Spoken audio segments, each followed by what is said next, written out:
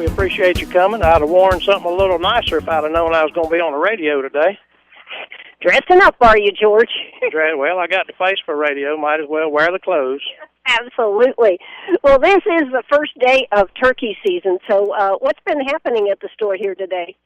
Well, we've had a pretty good crowd of folks in and out today. Yesterday was an absolute madhouse. I guess I kind of know how the accountants feel around April 15th. Everybody waits to the last minute, and we had a flood of people coming in yesterday looking for shells, turkey tags, shotguns, clothing, and it was a real interesting day.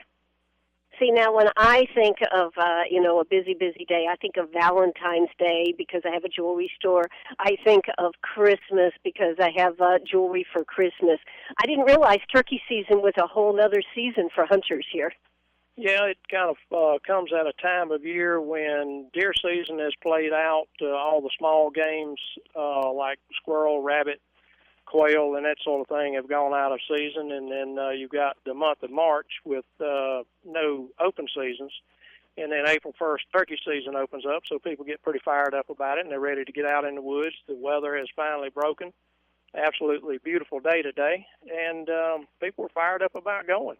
And we've had some folks come in this morning that got some birds, had them weighed.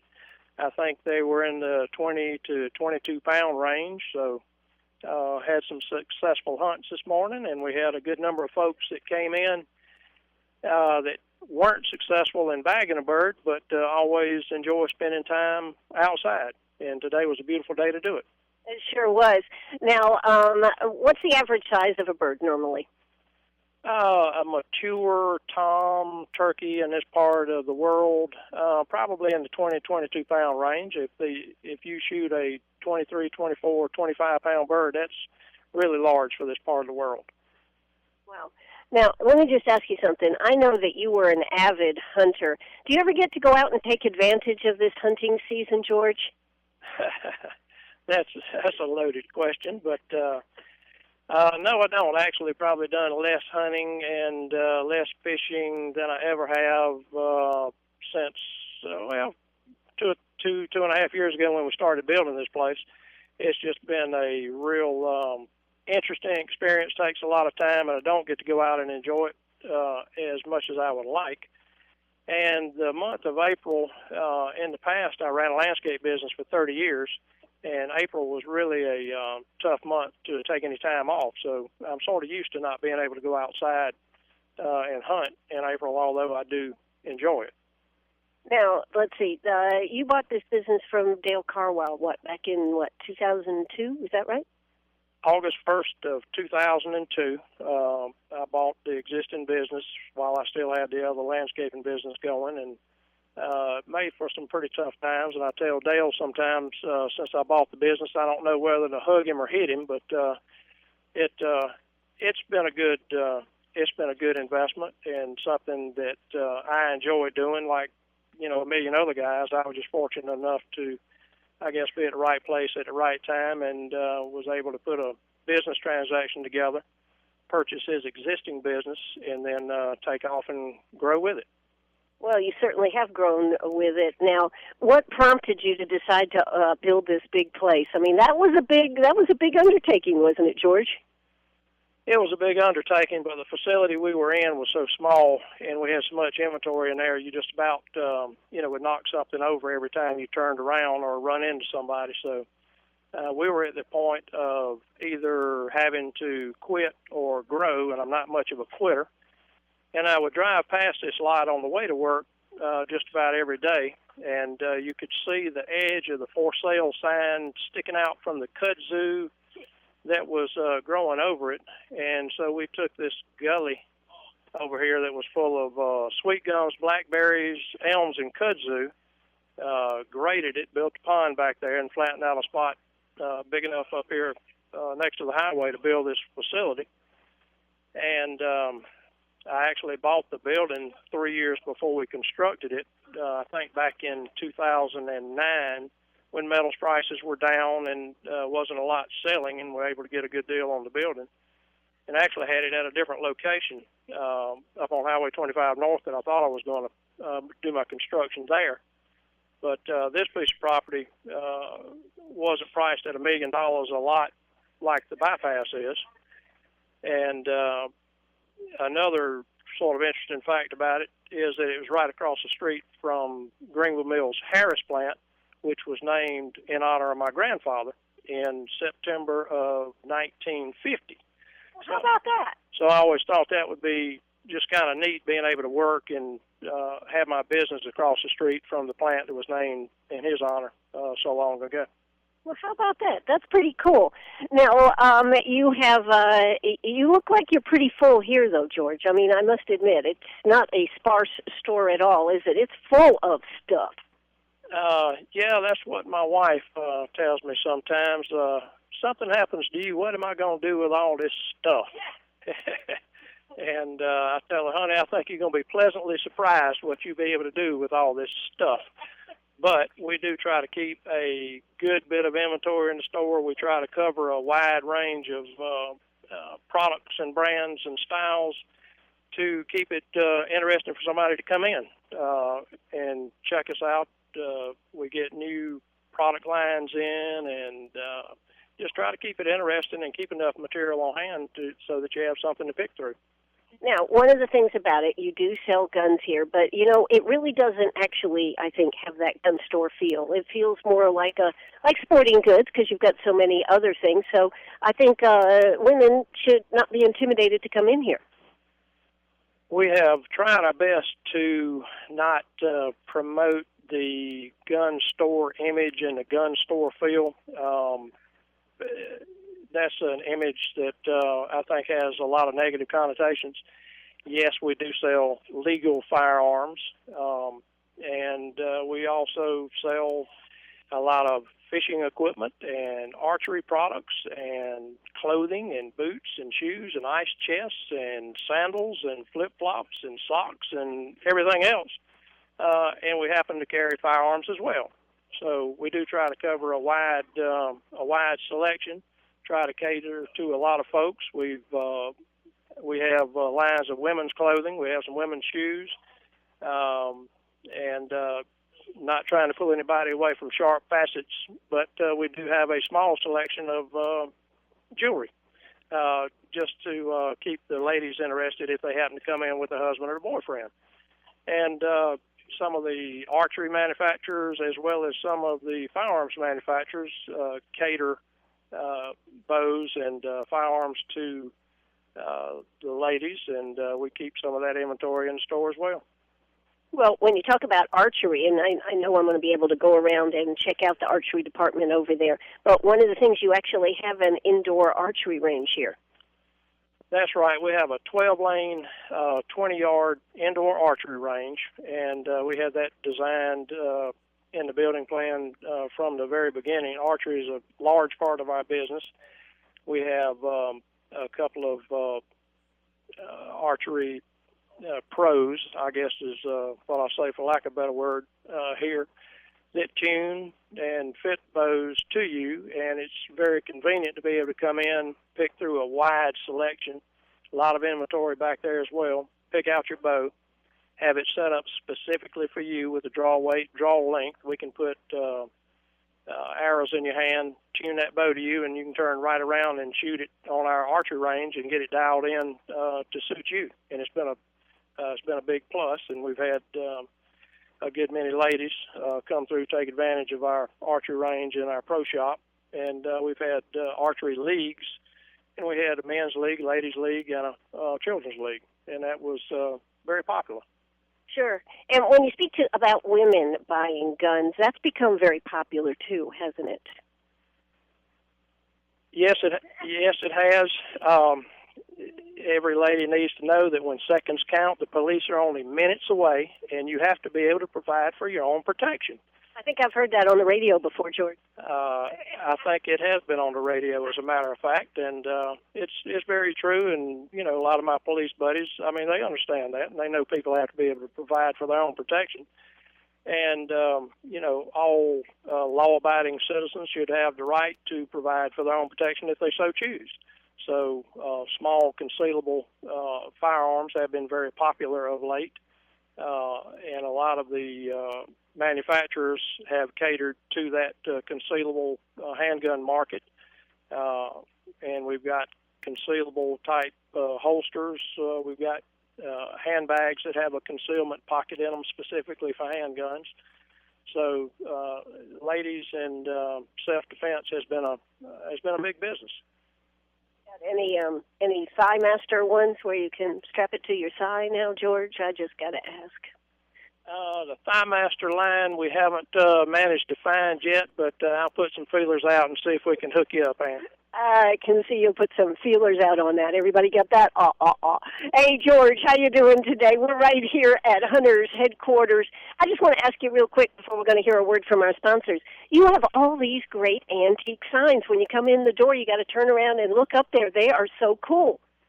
Yeah, that's kind of been a passion of mine, or affliction, as the case may be. But I just started, bought a couple of Coke signs and thought they looked cool on the wall, and went out shopping for golf and Pepsi and some of the reflector signs and all this old stuff. And I think the situation is, the older I get, the more I have an appreciation and love this old stuff. So I guess it kind of brings you back, doesn't it, George? Brings me back to my youth. There you go, Ann. You know, when gasoline was a dime a gallon, and driving the Model A's and, Model A's? Come on now, George. You're not that old. Dirt roads and, before they had that fancy paving stuff out there. That's right. There you go.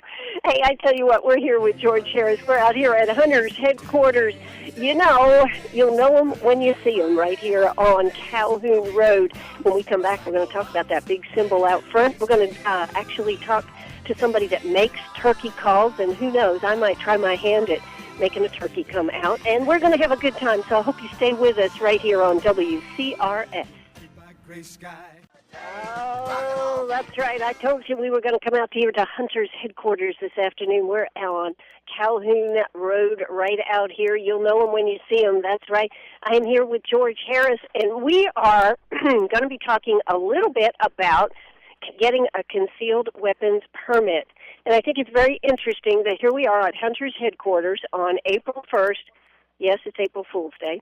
But the newspaper headline was today that there have not been any signs put up saying that you couldn't bring a gun in a restaurant or a bar so far here in Greenwood. So, George, what do you think about that? I think that's a positive step in the right direction, because only the law-abiding people are going to follow the directions of a sign on the door anyway. Criminals are not going to leave their gun in the car just because there's a sign on the door. They're going to bring it in with them, irregardless. So I think any law-abiding citizen should have the right to provide for their own protection, no matter where they are. As long as they're not drinking, they got no business carrying a pistol on them, even walking down the sidewalk if they've been drinking. I don't go for that at all. But just the fact that I've got a pistol on me inside a restaurant that happens to serve alcohol for on-premise consumption doesn't mean that I shouldn't be able to provide for my own protection. Any would-be criminal knows that you're going to a restaurant, you're probably going to have money on you. Some of the parking lots are dark, crowded. It'd be easy to jump somebody from behind or between a car, so why not be able to provide your own protection? As long as you're a law-abiding citizen, have the proper training, and have your permit, and they're not drinking. Which brings me to the fact that I'd like to introduce all the listeners to my good buddy Ed Strickland, who teaches a great concealed weapons class at his place in Abbeville. Well, Ed, how are you doing today? This is really nice. Your reputation precedes you, just for the record. I've heard a lot about you. You teach over in Abbeville. I do. I'm a retired law enforcement trainer. I trained law enforcement for over 20 years. I was a firearms instructor and a defensive tactics instructor.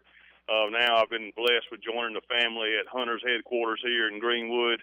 We have a good relationship here with the people. When you come in, we try, not only do we try to find you the right gun, we try to get you the right training if you're interested.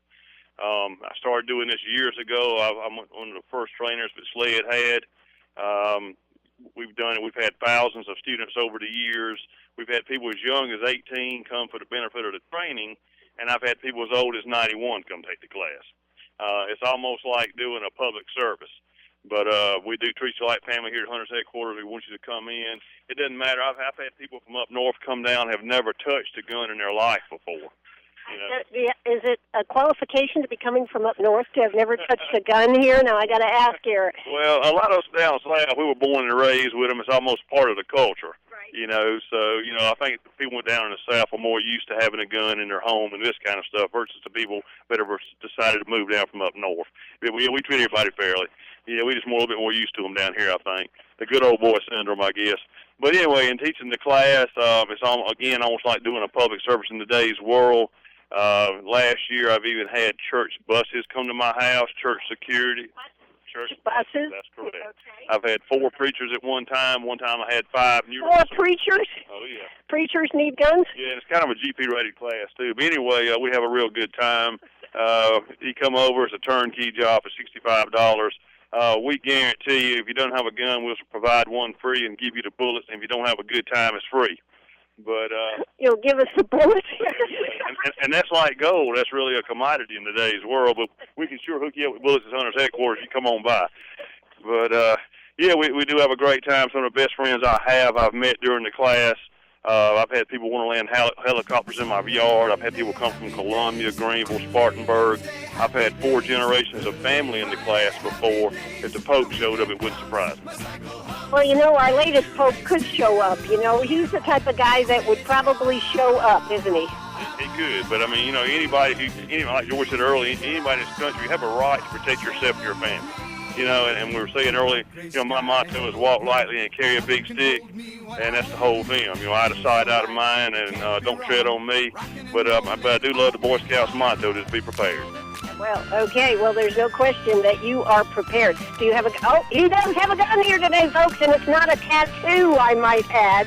Don't know if y'all saw that one in the paper or in the news where a guy had a tattooed gun on his right where his belt was. And he actually got arrested because they thought he was carrying a gun and was threatening somebody. How about that? And it's crazy. I mean, it's just overkill. You know, I know of a young boy that got suspended from school because he had a phone saver on his phone of a gun. I mean, that's a little. You gotta have a little common sense. I think it goes with it. But yeah, mine's loaded too. Yours is loaded too. Okay. Well, there's a lot of guns in here. Now, how do you help somebody make the right choice for a gun? Yeah, that's huge when you come in. I mean, and we tell a lot of people, you know, we start with the basics. You know, shooting is a building block skill. You know, our first priority is to tell people to be safe. You know, guns are weapons. Weapons kill people, but we want you to be safe with it. It can save your life, but you got to learn the basics, and you got to be safe with it. So when you come in, you know, we try to. On my own, I try to. Sometimes people come in but hadn't had any kind of supervision, any kind of training at all. Maybe even take the class first. And then when you come to a gun store, the guy won't be speaking in tongues or in Greek, you know. So we do try to provide you with some basic knowledge of handguns. And just, you know, I've had people in my classes load the magazines backwards. I've had people load a 45 with 40 caliber bullets, you know. So it's not, you don't take it for granted, you know. Now, what about women? Because I know women are becoming very active in the shooting world, shall we say, carrying guns and this type of thing. But at Hunters Headquarters, it's hard sometimes for a woman to walk in and say, "Hey, I want a gun." Now, we definitely cater to the women here. There's no question about it. We'll make sure that you will get, you know, if we'll get you the proper gun. Oh Lord. But really, when the classes started out, yes, the good old boys came first, and now the classes usually are about half filled with women. I think women are just because of their size and demeanor, they are easier to victimize. You got more and more ladies living alone now. I've had groups of senior ladies, you know, groups of widow. The other day, I had a widow lady pull it on my shirt sleeve. She said, "Am I the oldest one here?" I said, "Ma'am." She said, "Am I the oldest one here?" She said, "I'm 86 years old." But I mean, people are scared these days. And if that gun is an instrument, you wouldn't go home and run a chainsaw unless somebody gave you instruction. The same way with a gun. Well, I wouldn't know. I know a lot of guys that have run a chainsaw and didn't know what they were doing. Come on now. But the gun, you know, really, it gives. Once you understand how it works, it can give you confidence. With confidence in that gun, it can give you peace of mind, especially if you live at home by yourself, especially as a woman, as a female. But I've had women go out and we have We sell all kind of, as he said earlier, all kind of little packs and holsters allow you to carry the weapon concealed. This time of the year, women are getting out and walking for exercise, and you get you a little fanny pack and you carry your gun in that fanny pack. You're safe. You don't have to worry about getting kidnapped or getting bit by a pit bull or something. You can protect yourself, and that's that's what we want to do. We want to make sure all these ladies in Greenwood are safe. Well, one thing that we are lucky about is that we do have pretty fast response from our sheriff and police department here. But in certain parts of the country, I know some of the sheriffs there have told people, you better have a gun because we can't get there.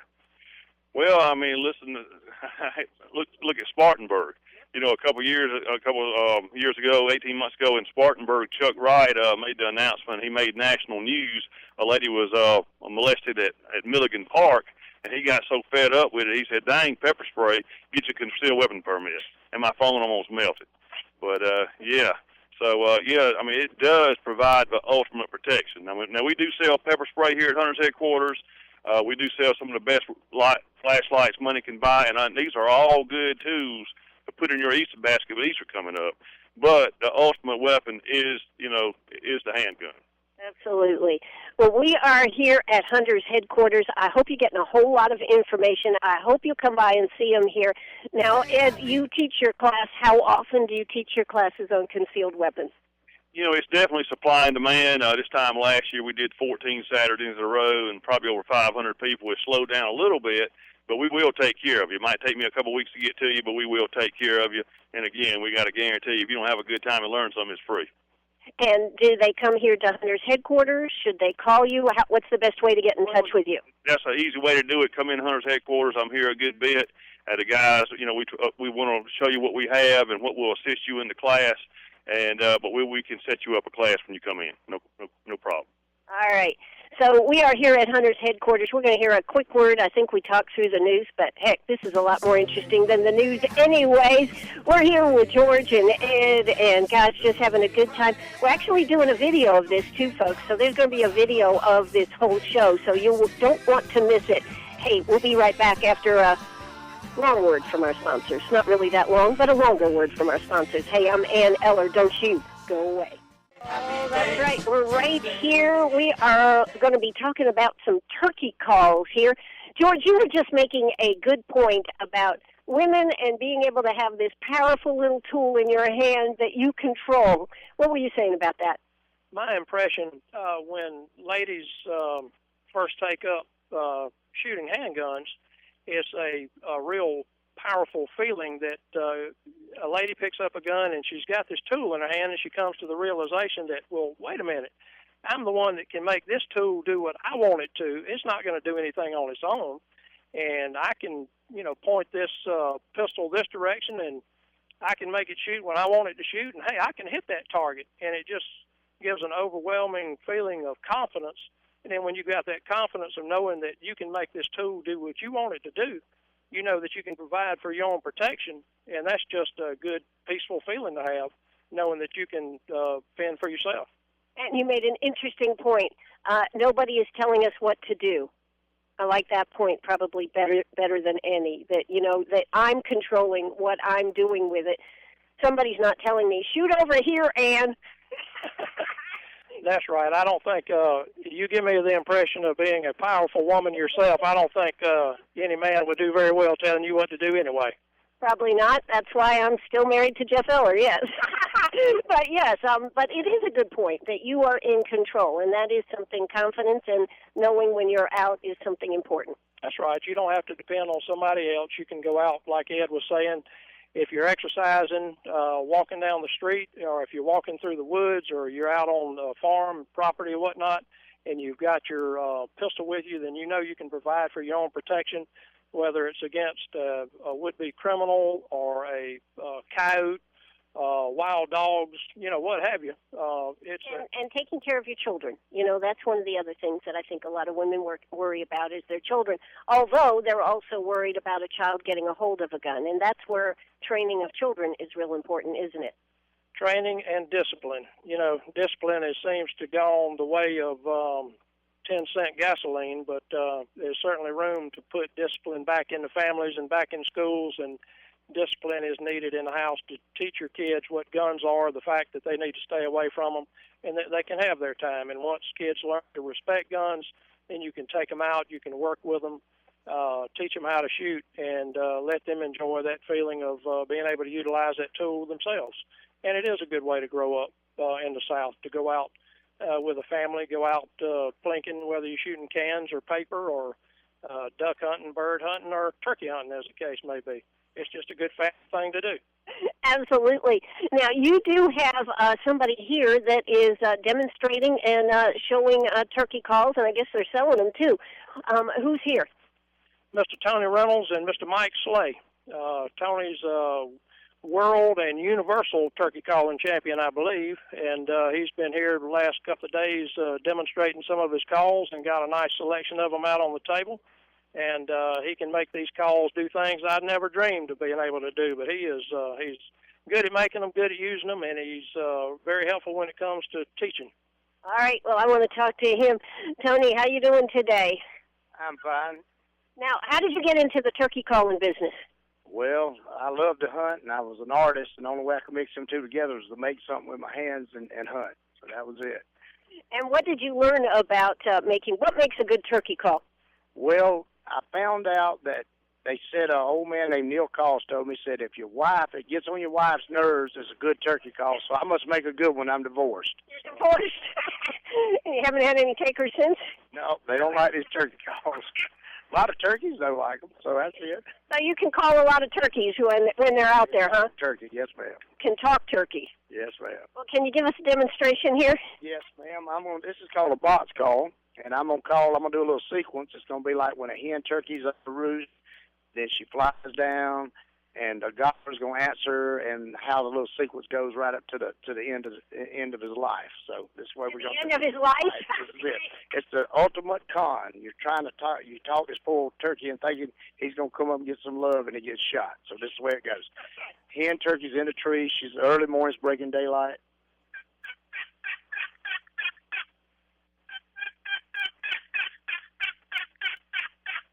Then as it gets more daylight, she flies down, and she does what's called a fly-down cackle.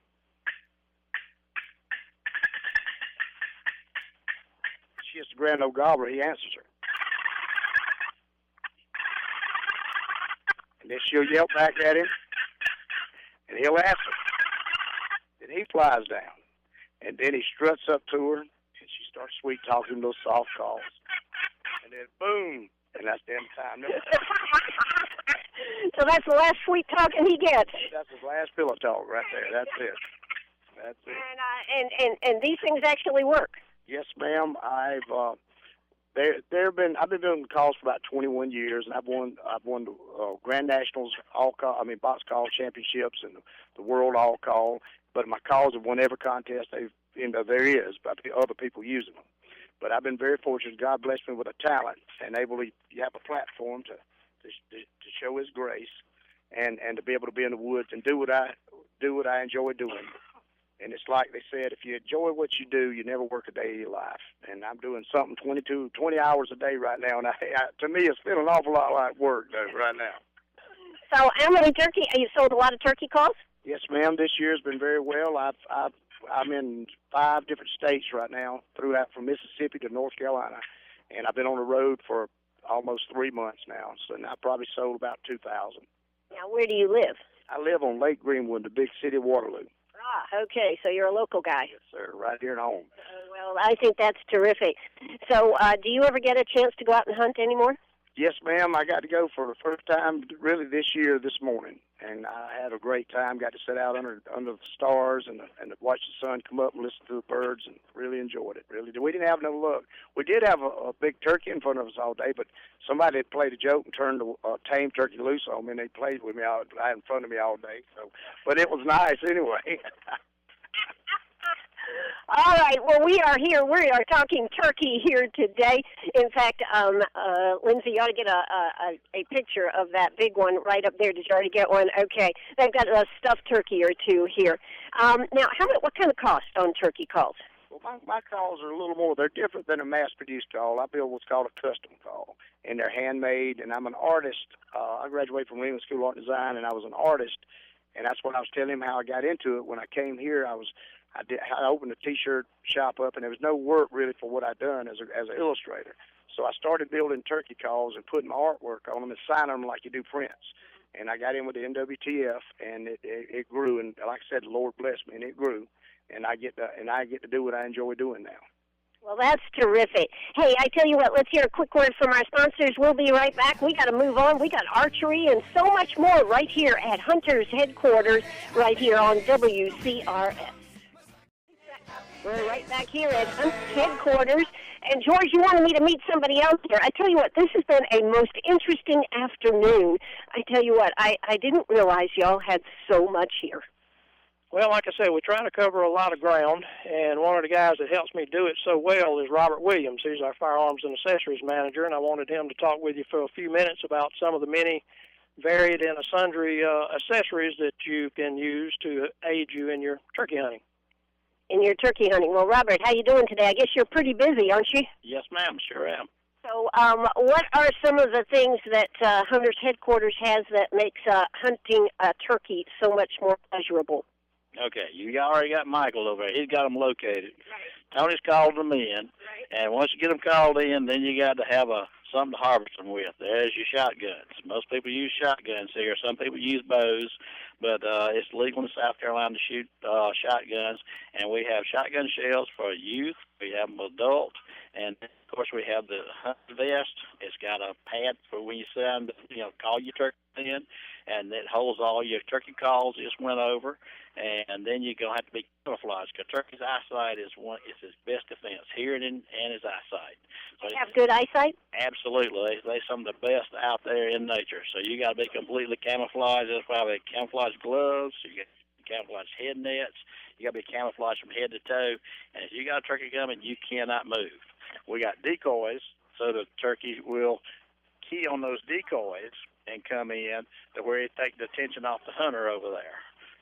Well, I noticed these, they look like leaves or something, like you're covered in a camouflage outfit. It's just kind of, what's that actually called? Leafage. And it's a suit. You have suits, and then you have, ponchos. And what it does, add realism to your camouflage scheme, because when the wind's blowing, the breeze blowing, it actually blows those leaves and move it just like a bush. So other things that make it so good here. I mean, I see a strut pouch here. I see a mouth call case. I'm telling you, how many different terms are there for all these different things here? It's unlimited, and somebody's gonna come out with something new next year, I guarantee you. What do you think is important to have if you're hunting turkey? Well, concealment is the most important thing for turkeys, is where they can't see you. And you make enough noise where they can hear you with calls, and you also, when you're sitting there in full camo where they can't see you, you can scratch the leaves like the hens do, and they have blinds you can get into. A lot of people are not mobile, so they will get in blinds and in food plots and stuff like Michael's got right over there right now, and they sit there and put decoys out and call and wait for the turkey to come up to them. Now, just out of curiosity, can turkeys smell you? They cannot. They don't have a good sense of smell? No good sense of smell. Deer have that. Turkeys do not. Turkeys are eyesight and hearing. Eyesight's the number one, hearing is the number two. Well, and are they usually like in a flock, or do they are just smaller numbers? Do it this time of year when you hunt them. This is mating season for them, and the hens are going to be flocked up, but the gobblers are not. They get in fights this time of year and have fights over the ladies and this, that, and the other, So usually the gobblers are single. Every now and then you can call in more than one, and there is a possibility of killing more turkeys if they have multiples come in with one shot. And one last question about turkey hunting. Do they have a dance that the turkeys do? Is there the turkey dance? Turkey strut. Turkey strut? Yes, ma'am. Turkey strut. It's a show. We got one right over here behind us that's mounted. They have a full fan, and it's showing off for the ladies. They attract the ladies to them, and they drop their wings down, drag them, and they actually spit and drum and fan. This has been a most interesting afternoon for me. I tell you what, I have been missing out in life. That's what they look like right there. Okay. Well, anything else you want us to know about turkey hunting, I guess you can find most anything you need right here at Hunt Headquarters. Yes, ma'am. We have it all. We have it all. And do you enjoy working here, Robert? Oh, yes, ma'am. Without a doubt. What makes it the best? I'm a hunter myself, and this is the kind of things that I know about, and I like to be around all the time. Now, do you get to hunt, just out of curiosity, because I know George doesn't get to hunt very much anymore. Do you get to hunt? Yes, ma'am. Went this morning. And did you catch it? Did you shoot a turkey, bag a turkey? No, ma'am. No? Okay. Heard 7, but didn't get any. Okay. You weren't being played a game with or anything, were you? That's right. Yeah. They got me this morning. They did. It's April Fool's Day, folks. All right. Well, listen, we are going to try to... Oh, we've got Greg Hughes right here, I think. Do we? Yes. Do we have Greg? Yes. All right. Well, George, why don't you come on back over here, and let's talk to George here, and let's talk to Greg here, who is, I understand, he's really the bow master. Is that what you would call him? I don't know. I came up with that the other day. Is that correct? Bowmaster sounds pretty good. It got a pretty good smile out of Greg, so I think that is very apropos. Very nice term. But Greg has been in the archery business for a long time, and his dad's been in archery business even longer, and they bring a lot of expertise to the store here at Hunters Headquarters and do an excellent job working with customers, old and new. We've had people drive past a lot of other archery shops to get to Greg and Bob, so we're very proud to have them here. As far as selling a lot of archery, aren't y'all one of the top ones as far as selling archery supplies and archery? Yes? No? Yes, and yes. I thought you were. I mean, I think I remember this commercial here that's been airing on WCRS. I think we were number 64 in the nation with Matthews Archery, and in the top 100 with Mission Archery, which is a division of Matthews Archery. And we're very proud of that fact. We support them. They do a good job supporting us, and they've got excellent equipment, and it shows with folks that have given us their business, which we're very appreciative of. Well, it helps when you have an expert like Greg that can really, what shall we say, tune them up? Tune them up or super tune, as the case may be. We moved beyond just the regular oil and lube job, and now we're doing super tuning. Super tuning. Well, great. Well, with that build-up, what have you got to say, Greg Hughes? I guess I'll go now. You know, the Hunger Games and all the interest in archery certainly should have made a big difference in how archery is being perceived, particularly, I would think, for young people. It has helped some in our area. We've been so involved with the youth and a lot of the ladies all the way along. So while we did see a peak in our business because of the Hunger Games, it really hasn't made as big an impact for us as it has for other areas. But it definitely helps to keep a new and fresh generation involved in the sport of archery.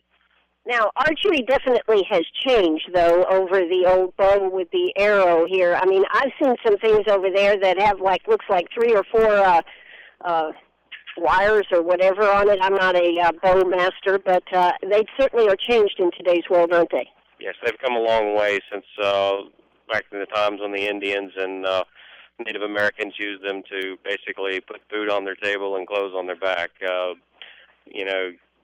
A good analogy that's easy to understand, a lot of times they refer to it jokingly as a stick and string compared to training wheels on a bow. The biggest thing that the mechanization of the bows has done is made them more efficient and allowed more people to be consistent and more accurate and become better hunters and more proficient shooters with them as well. Now, one of the things, I guess, is that you help tune a bow so that depending on, doesn't matter how strong or how weak I am, you can make that bow so I can use it. Is that correct? Absolutely. Anyone from, we have kids as young as 4 and 5 years old on up to adults that are in their late 70s and early 80s that consistently shoot bows. And it doesn't matter what age you are, whether you've shot before or not, we can typically make a bow fit and work for just about anybody that comes in the store. And I guess they can just try it right here because you've got the range, right? I was in here Saturday, I think, and somebody was trying their bow out just to see how it worked. Absolutely. That's one of the big tools that we have that gives us an advantage over a lot of small shops. Having an indoor range like we have, not only can we demonstrate a bow more more accurately for somebody, but we can give them an opportunity to shoot multiple different bows and make sure that the bow is set properly for them to their correct draw length and at a draw weight that they can handle, so that they can get the best out of the bow that it has to offer for them. Now, how did you get interested in bows, Greg Hughes? I was basically born into it. My father has been involved. Oh, I didn't know you were a Cupid. Not hardly. My father, he's been involved in archery in some form since as long as I can remember. I mean, even as a young kid, I remember him with, as a matter of fact, we still have that bow in here somewhere. It's an old Bear recurve bow with the usual cedar arrows that came along with it, and I can remember playing with those as a young kid and making the mistake one time of cutting my hand on it and learning not to do it again. So what's the most important thing when somebody decides that, the Reinhardt 100 was just out there. I know a lot of people were out there, and I know it's probably generated a lot of interest in people saying, oh, I want to learn how to do that. What's the most important thing for somebody to know when they're first getting into archery? Ask a lot of questions and make sure you get answers you're comfortable with. Regardless of what shop you go to or who you talk to, make sure that they explain things in terms that you can understand and that you can comprehend. And if you don't understand it, ask again or ask a different way.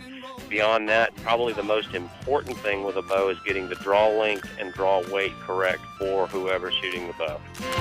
And this is WCRS right here in Greenwood. We're going to talk a little bit more, but Greg, I was just thinking, how do you determine that? I mean, do you have computers that do this, or is this a hand feel type thing? How do you determine that? Well, for myself and my father, it's pretty much a hand. We can look at somebody and generally size them up because we've been doing it long enough now. There are formulas out there that people can use to get them close as far as what kind of draw length they handle. The draw weight, that's a physical thing. Typically, you're using muscles you don't use any other way. And to start off with, you may feel like you're weaker than what you really are because you're just using undeveloped muscles. And you get those two things correct, and by the stuff that we do, we try our best to make sure that that's correct for each person that's trying to shoot, and makes a world of difference getting somebody right in a bow. Now, I understand you also have leagues out here. Yes, we do. We just finished up our second set of indoor leagues. We had a ladies' league that ran on Tuesday evenings and a men's league that ran on Thursday evenings, and it was an indoor league. For the ladies, we did what was called a 5-spot round, where they shoot 60 arrows at 20 yards, trying to achieve a score of 300 points with 60 X's for each round. And the men, we split it up between what's called a Vegas round, the 5-spot round, and then paper animal targets as well. So will you be having another league, or are you finished for the season? Once turkey season is finished up in April, we're planning on starting another league in May. Starting it again in May and let it run through till June, and then we'll probably do one or two more throughout the summer as well. The one thing about bow hunting, and this is the last thing I'm going to say, is it's so quiet as opposed to shooting those guns, isn't it, Craig? Yes, it is. In many cases, a deer will never, if you're hunting a deer or hunting turkey, whatever you're hunting typically never knows that a shot has happened. And a lot of times, if you do miss or have a mistake, you do get a second opportunity, whereas with a gun, it's pretty loud and it's done and it's over once you pull the trigger. Well, Greg, thanks so much, and I guess you hang here most all the time, I understand. Sometimes my wife thinks I have a cot in the back, yes. Well, Greg Hughes, I know everybody's going to come out and see you here. When you need a bow, when you need it tuned up, when you need to decide you want to get the kids and the family into it, there can't be a better hobby than archery, is there, Greg? No, it's one of the best family hobbies that there is in the market today, because people of all ages can participate in it, and regardless of skill level, there's some kind of activity that anybody can participate in. All right. Well, thanks so much for taking time to talk to us here at Hunter's Headquarters. You're welcome. All right. Well, there you go. We talked to Greg. We're coming up on 5 o'clock. But, George, anything else we need to cover here today? We have covered a lot of area, and yet we haven't really seen the whole store, have we? No, we haven't seen the whole store. We didn't get a chance to talk about our Under Armour lines of clothing, Browning clothing, Life is Good clothing, Avo clothing, and some of those other neat things. And then one day I'd like to have you come back and I can explain to the whole world the thought process behind that neat sign I've got out there on top of my pole that, as far as signs go, has done an outstanding job of doing exactly what a sign is supposed to do, and that is get attention. Well, yes, if you don't know what sign we're talking about, folks, you haven't driven on Calhoun Road here because Hunter's Headquarters has that big. Now, what is that? That's part of your telephone number, if I remember correctly from the story. Am I correct on that?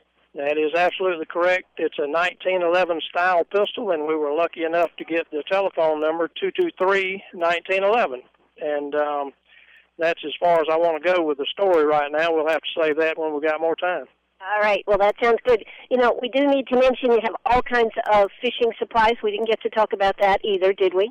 Holy smokes, and it was an absolutely beautiful day to go fishing today, but I've been inside most of the day. Didn't get to take advantage of that. But, yeah, we've got a real wide selection of fishing products and guys that can respool reels and give you advice on what's biting where. And sorry we didn't get a chance to cover that.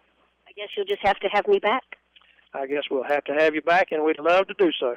Thank you so much, George. Let's close the show out with some of these crow calls and some of these calls here that we were.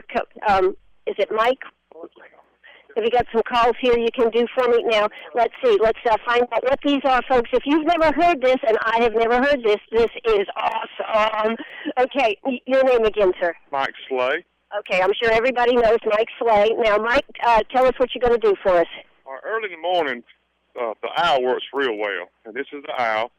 Kind of wakes them up in the morning.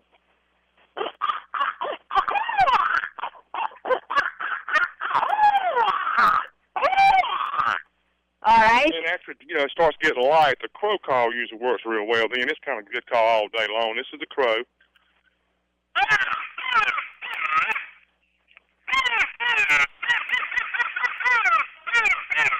And then this is the pleated woodpecker, and it works good all during the day. What kind of woodpecker? Pleated woodpecker. Okay, go for it. All right, this woodpecker.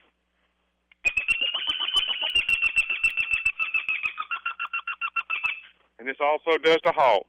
That's a good one for all during the day.